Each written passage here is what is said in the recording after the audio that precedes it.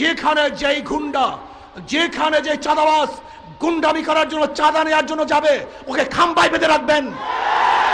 সবাই খাম্বায় বেঁধে রাখবেন, আমাদেরকে খবর দিবেন। আশেপাশে মাদ্রাসা থাকলে মাদ্রাসার ছাত্রদেরকে বলবেন, যেখানে চাঁদাবাজ চলে আসছে, আমি মাদ্রাসার ছাত্রদেরকে বলবো বাঁশের লাঠি দিয়ে ওদের ঠ্যাঙ্কে গুঁড়া করে ফেলবা।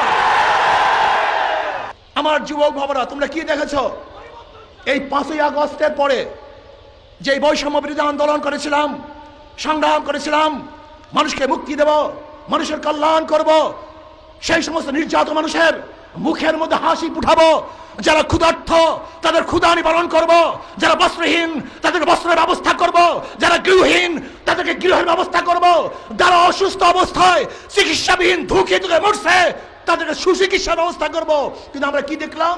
আবারও লুট, আবারও দখলদারি, আবারও চাঁদা।